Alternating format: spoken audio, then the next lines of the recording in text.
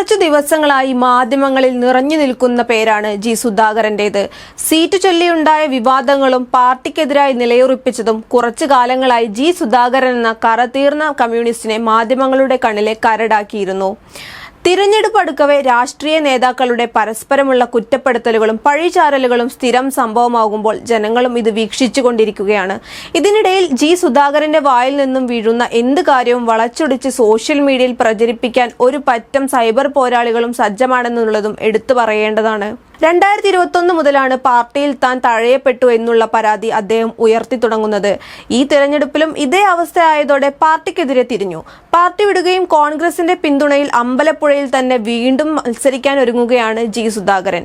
എന്നാൽ ഇവിടെ രസകരമാവുന്നത് ജി സുധാകരന്റെ എതിരാളികളുടെ പേരാണ്.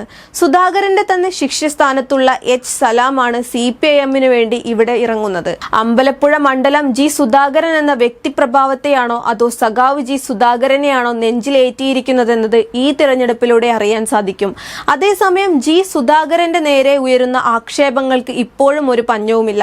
കഴിഞ്ഞ ദിവസം മുഖ്യമന്ത്രി ശ്രീ പിണറായി വിജയനും ജി സുധാകരന്റെ കൂറുമാറ്റത്തിൽ പ്രതികരിച്ചത് വലിയ രീതിയിൽ ശ്രദ്ധ ആകർഷിച്ചിരുന്നു. ജി സുധാകരനെ സഖാവെന്ന് വിളിക്കാൻ കഴിയില്ലെന്നും വർഗവഞ്ചകന് മാപ്പില്ലെന്നും പറഞ്ഞുകൊണ്ടുള്ള പ്രതിഷേധങ്ങളും CPIM പ്രവർത്തകരിൽ നിന്നും ഉയർന്നിരുന്നതും വാർത്തയായിരുന്നു. എന്നാൽ ഇതിനൊക്കെ ചുട്ട മറുപടിയുമായി ജി സുധാകരൻ തന്നെ രംഗത്ത് വന്നിരുന്നു. രാഷ്ട്രീയത്തിൽ കാലെടുത്തു വെച്ചതു മുതൽ ഇടതുപക്ഷത്തിന്റെ മുൻപന്തിയിൽ പ്രവർത്തിച്ചു കൊണ്ടിരുന്ന നേതാവാണ് ജി സുധാകരൻ. 2006-2011 കാലത്ത് VS അച്യുതാനന്ദന്റെ സഹമന്ത്രിയും 2009 വരെ ദേവസ്വം വകുപ്പും കൈകാര്യം ചെയ്തു. പിന്നീട് പിണറായി മന്ത്രിസഭയിൽ പൊതുമരാമത്ത് വകുപ്പും അദ്ദേഹം കൈകാര്യം ചെയ്തു. ആലപ്പുഴ ജില്ലയിലെ അമ്പലപ്പുഴ മണ്ഡലത്തിൽ നിന്നാണ് അദ്ദേഹം നിയമസഭയിലേക്ക് എത്തുന്നത്. 1987 ആദ്യമായി അദ്ദേഹം മത്സരിക്കാനിറങ്ങിയതും ഇതേ മണ്ഡലത്തിൽ നിന്നാണ്. എന്നാൽ അന്ന് പരാജയപ്പെടുകയും ചെയ്തു. ആ തോൽവിയിലും തളരാതെ 2006 വീണ്ടും അദ്ദേഹം അമ്പലപ്പുഴയിൽ മത്സരിക്കുകയും വിജയം കരസ്ഥമാക്കുകയും ചെയ്തു. പിന്നീട് 2011-ലും 2016-ലും ഇതേ മണ്ഡലത്തിൽ തന്നെ അദ്ദേഹം വിജയം കരസ്ഥമാക്കി. കാര്യങ്ങൾ ഇങ്ങനെയൊക്കെ ആണെങ്കിലും ഇനി അറിയാനുള്ളത് ആരാവും അമ്പലപ്പുഴ നയിക്കാൻ പോകുന്നതെന്നാണ്. ജി സുധാകരന്റെ രാജിയും കോൺഗ്രസിലേക്കുള്ള ചാട്ടവും പിന്നീട് വന്ന ആക്ഷേപങ്ങളും ജി സുധാകരന്റെ ഇമേജിനെ മാത്രമല്ല CPIM എന്ന പാർട്ടിയുടെ ഇമേജിനെയും ബാധിച്ചിട്ടുണ്ടെന്ന് വേണം പറയാൻ.